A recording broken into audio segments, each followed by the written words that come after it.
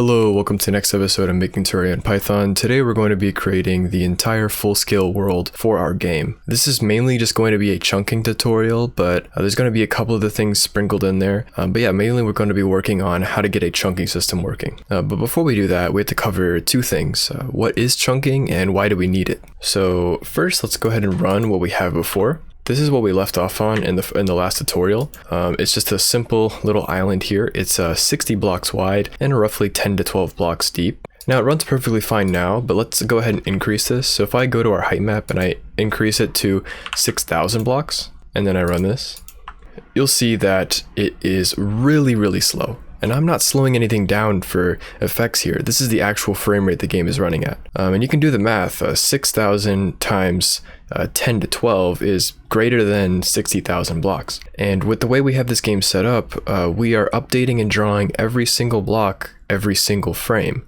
60,000 draw calls individually is not efficient at all. And so this ends up being very slow. And so one of the common ways to solve this is by creating chunks. And that's the way we're going to be doing it in this video. So the most popular implementation of chunking was done in Minecraft. So if you've played Minecraft, you probably know a little bit of what chunking is. This is a simple example I made. It's just basically a world represented by this black rectangle. And then we have these blue division lines here. And basically what you do is you take your world, you divide it into a grid, and then you take your player position and you select the chunks that we actually need around the player, and then only update and draw those and leave these be. And this greatly reduces the cost of having a large world. You can essentially have an infinite world and never have to update and draw more than 9 chunks at a time. In this example, of course, you can have multiple, like Minecraft has like render distances that are insane, but for our purposes, 9 will be perfectly fine. So let's go ahead and get this working. So I'm going to go to our scene.py and I'm going to create a new class, and I like to put it inside the same class as our scene class because they're so intermingled with each other that it is beneficial to do so. So I'm going to create a new class. I'm going to call it chunk. And here in the constructor, it's going to take in 3 arguments. It's going to take in a position. This is going to be the chunk position. I'm going to explicitly define it. That's why I'm using this colon, and I'm defining it as a tuple with an X and a Y value. That is not required. However, it gives much better code highlighting, much better syntax highlighting in VS Code. Next one is the group list. This is going to be used to basically map all of our blocks to their respective groups as we do normally over here. So yeah, a dictionary of string, and then the value is a pygame.sprite.group. Add a space because I have OCD.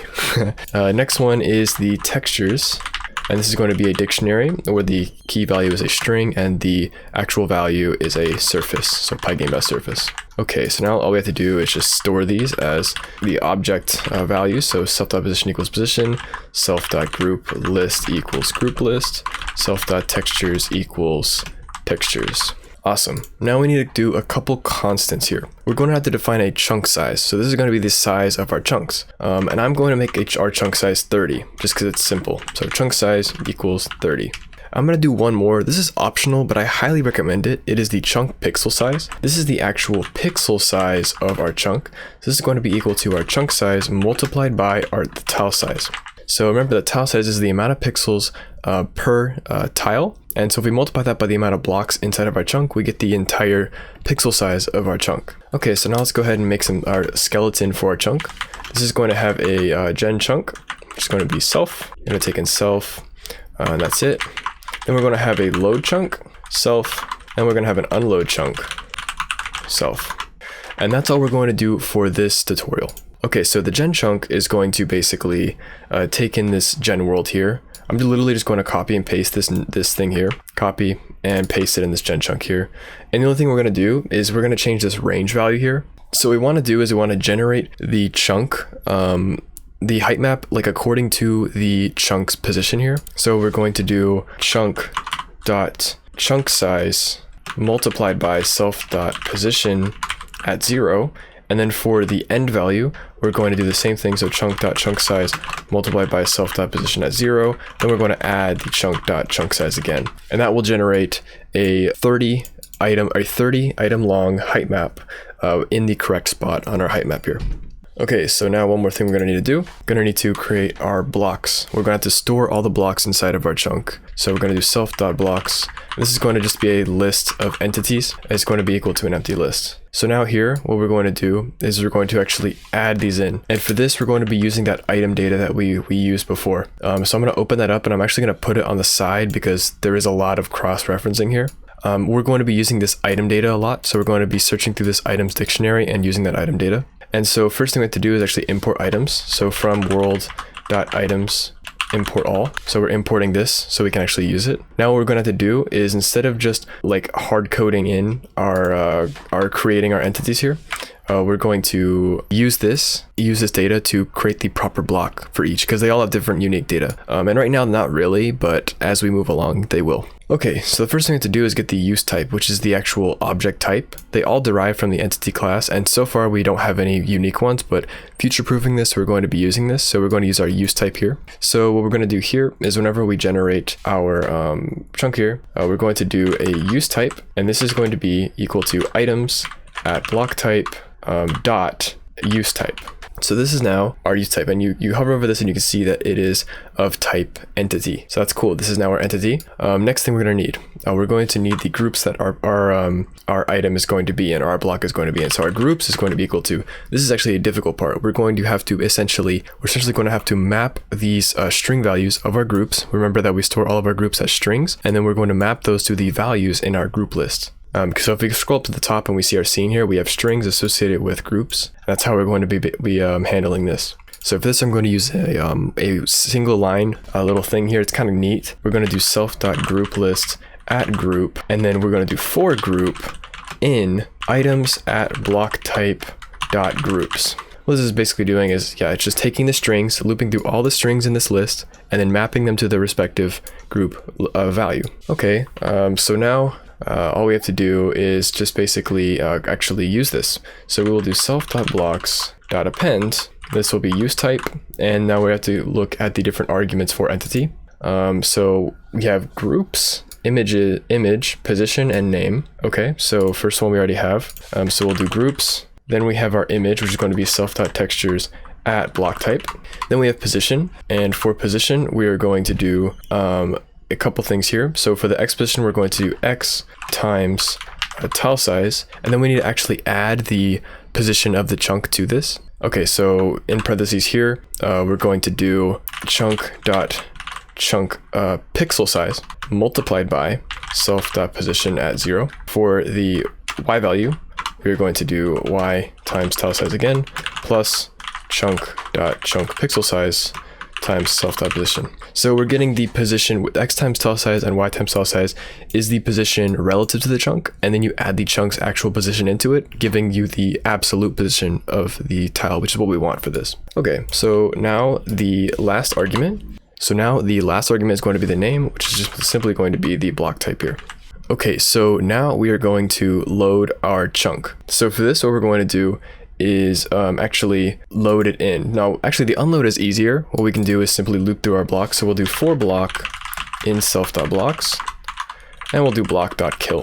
This will actually remove our block from every single group that it is in. And then for the load, we will do for block in self.blocks. And then we will simply just copy and paste this group's little thing here we did here, this one-liner, and we'll replace this block type with block.name, which remember is just our block type. And then what we'll just do is we will do for group in groups, group.add the block. So why are we doing this? Why are we adding and removing our blocks from groups with this load chunk and unload chunk? So basically, we're using these groups inside of things like our player and stuff. So we are updating our entire block group and updating our entire sprite group. What we're doing is we're basically only adding in the necessary blocks in the loaded chunks. And if this chunk is out of scope and no longer needed, we are unloading the chunk, removing it from this large list, and making it so that we are not having to loop through all 60,000, for example, of this. So this will make it a lot better. Okay, so now that we have all of that working, let's go ahead and get this, just a simple little example of this running. So in this gen world here, instead of actually just creating our entities like this, I'm just going to create a chunk. I'm just going to do a new chunk here. I'm going to put it at position 0, 0. I'm going to pass it in the group list, and I'm going to pass it in the textures, so self.textures. And also one last thing, we do actually, before we do this, in the chunk, we have to call the self.gen chunk, so self.gen chunk here. Okay, there we go. So what we're going to do here is when we gen the world, we're actually just going to generate a chunk at 0, 0. And let's see if that works. Okay, so we generated a chunk at 0, 0, but we have a little issue with our height map here. Let me go ahead and fix that real quick. It's pretty simple to fix, actually. I just forgot about it. So instead of y times tile size, we need to actually do in parentheses chunk.chunksize minus y, and that should solve that problem. There we go. Now we have our singular chunk loaded, and we can show that this is actually working pretty well if we go ahead and add in a couple. So let me go up to our gen world here, and let's just do Shift Alt down and duplicate this a few times, or a couple times. And I'm going to put one to the right and one to the left. Okay, so this is our new world now. It's 3 chunks wide, pretty cool stuff, So now let's get it so that we can load and unload things. First thing I'm going to do, go to our scene and remove that floor. Pretty annoying, shouldn't be there. Second thing I'm going to do, I'm going to actually create a couple dictionaries. The first one is going to be the chunks. This is going to be a dictionary that is going to contain all of our chunks. The key value is actually going to be the position of the chunk itself. This will make looking up chunks very, very simple. So it's going to be a tuple with 2 int values, the x and the y.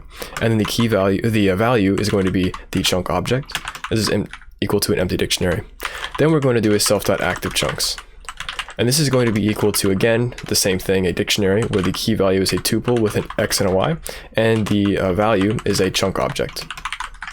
Okay, now what we're going to do is in the update, we're going to have to basically check the player position and get basically this position here and load and unload it dynamically. So what we'll do is we'll just do player chunk position equals, and now we have to be able to get our player chunk position. So how are we going to do that? Well, I'm going to create a static method instead of our chunk class. This doesn't have to be in the chunk class, but I think it makes sense to be in there. I'm just going to do def get chunk position. This is not to be confused with the actual chunk position of the chunk. That's why this is static. And I'm going to send it in a position, which is a tuple with an x and a y value, and it's going to return a tuple with an x and a y value. And all we're going to do here is we're going to return position as 0, and this is going to be floor divided by chunk.chunk pixel size. And then I'm going to also return position at 1, floor divided by chunk.chunk pixel size. And this will actually return the proper value. And let's go to that diagram and explain what's going on here. So each of these chunks, let's say they're each 1000 pixels wide. So if they're all 1000 pixels wide, if we are at, let's say, coordinate 0, we are at chunk 0. However, once we get to, let's say, position on our x at 1001, we are now at chunk position 1 because we have crossed this. Because whenever we floor divide, we are truncating down. So up until 1999 for this chunk at x position 1 here, we will be at chunk position 1. And then once we hit 2000, we will be at chunk position 2 here. It's a little confusing, but that's basically what we're doing. We're basically converting things down here. That's how we're going to get our player chunk position. So let's go back up here and let's do player chunk position equals chunk, and we're doing capital chunk because this is a static method, and it's going to be get chunk position, and we're going to send it in the self.player.rect.center. Why not? Doesn't really matter that much. Okay, so now we're going to do a little bit of future preparation here, and I'm going to create a list. This is going to be positions equals a list, and I'm just going to put player chunk position in it for now. That's just for the future because we're going to add more to this in a bit. Basically, let's get a simple system working here. Let's get it working so that we have one chunk that is our current player chunk, and it's going to load and unload dynamically. Okay, so let's do this here. So what we're going to do is we're going to loop over our positions. So for position in positions, these are going to be all the positions that we want to be loaded, all of our chunk positions. Then we're going to loop through our active chunks, which are the chunks that we want to be drawing right now. If it is not in there, then we are going to add it. But then we're also going to have to add it to our actual chunk dictionary, which is going to be all of our chunks total. What we'll do here is we'll just loop through our positions here. And we'll just say, if position is not in self.activeChunks, then we're going to check if it's first in our chunk pool here. So we're going to say, if position in self.chunks here. So if it is not in our self.activeChunks, but it's in our chunks, that means that we have generated it. but it's just not active right now.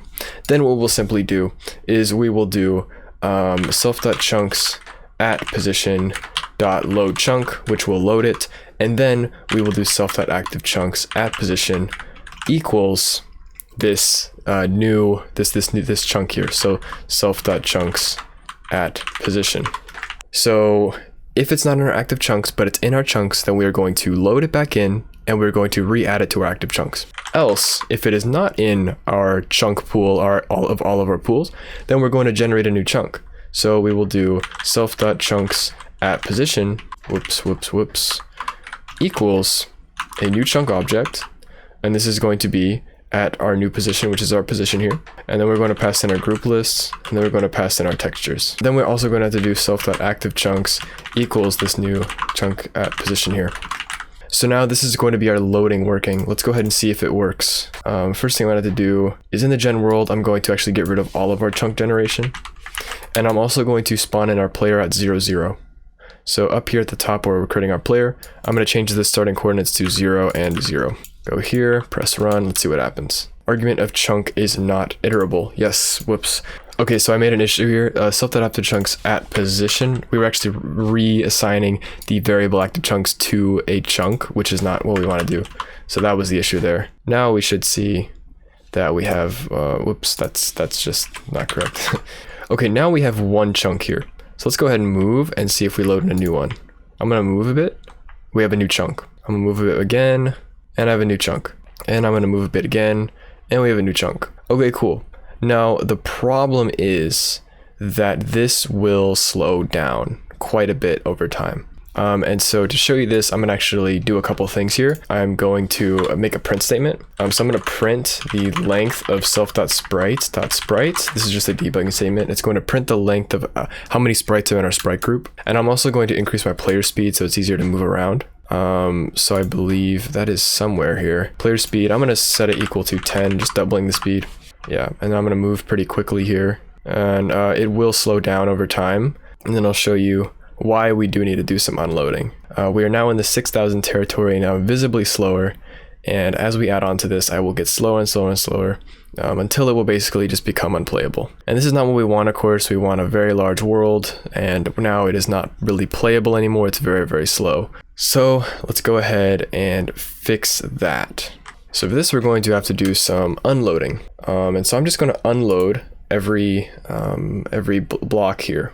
So let's go ahead and do that. What we'll do is we'll simply loop over our active chunks. We'll say for position chunk in self.activeChunks, which is our active chunks that we are using, dot items. And then we'll say if position, which is the position of the chunk, is not in positions, which is our positions that we are looking for here, then we will say chunk dot unload chunk, and we will do self.activeChunks.pop, and then the key, it takes in the key value at position. Cool. So that takes care of removing and unloading our chunks whenever they are out of scope here.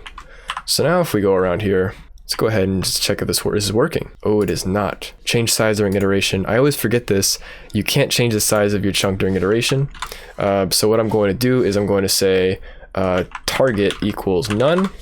And then I'm going to basically set the target to this. So target equals position.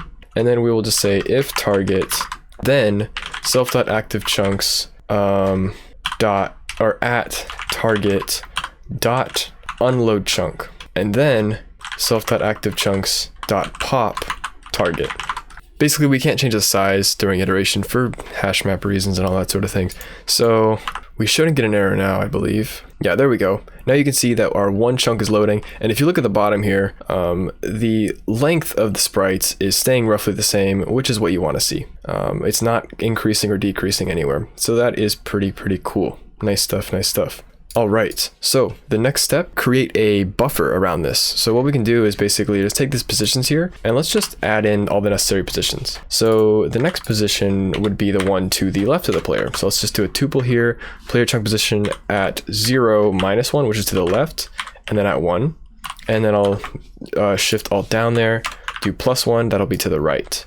Let's just go ahead and make sure this is working before we do the rest. Okay, Now we have 3.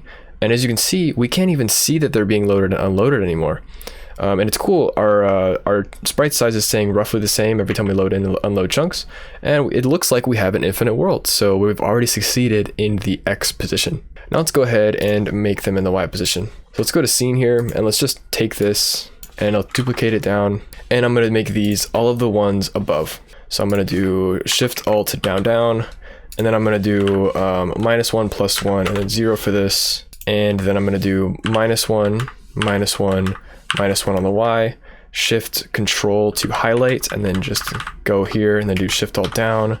I like sorting them by layers here, so that's why I'm splitting them up into 3s, but this is just for aesthetic reasons. Okay, that should be all 9.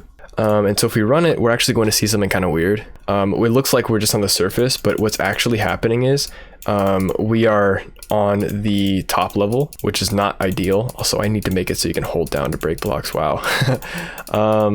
Yeah, but there's actually a layer below this. This is wrong. So a quick fix that we can do is we can simply go into our chunk in our gen chunk here. And instead of just doing this height map at X, what we can do is we can do this. We can do height val. We can do if self.position at 1 is greater than 0. That means that it is below our like regular starting position.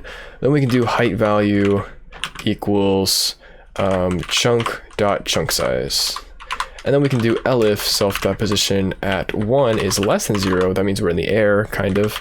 Height value, I'm gonna spell that correctly for you guys. Height value equals 0, and then we'll just do else height value equals height map at X, and then instead of doing this, we will just do height value. This is a quick and dirty fix. This is not a set in stone thing, for sure not. But yeah, as you can see, now we are in the proper spot, and we have basically a solid world. So if you ignore my clicking and I try to mine down here, as you can see, the world is solid. So yeah, there you go. And I think it generated a new one there, but it'll basically just go on like this forever. So yeah, I mean, that's pretty cool, right? Nice stuff. Also, make sure you're calling the inventory draw method after the sprite draw method. I was wondering where it went, but yeah, it's fine, it's still there. Yeah, so that's all working fine. So yeah, now we have basically a world going on. I should fix this here. So what you could literally do, and this is a little bit bad, but what I'm going to do just to kind of look in okay, so you can kind of show off to your friends, what we can do is we can basically just add a check in our generate chunk here, where we can just say if self.position at 1 is greater than 0, then the block type will be equal to stone. Now this is not great, because of course you don't just want stone all the way down, but now you'll see that it looks like an actual world here. So yeah, I mean, that's pretty cool stuff right there. So yeah, we have a full-blown world there.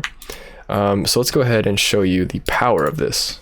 So as you can see, I'm going very quickly, and we can just go infinitely.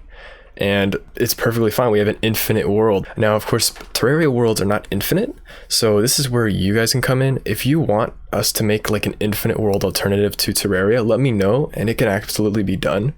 It would be a slightly different, of course.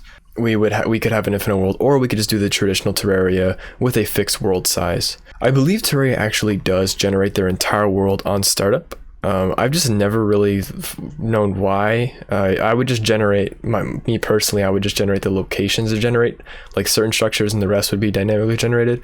But I'm not a super successful indie developer, so you know, they know better than me. But yeah, as you can see, as I've been talking and rambling here, saying nonsense, this is working very, very well. So yeah, hopefully you enjoyed. This took a million years to get down. This is like my 10th recording, but thank you for watching. I hope you enjoyed. If you did, make sure to like the video, and if you have any questions, which I'm sure that a lot of you will, because this is a very difficult topic, make sure to join my Discord, and I'll try to explain things as best I can. And also consider supporting me on Patreon so I can keep making videos like this. Thank you very much for watching. Have a good day. See ya.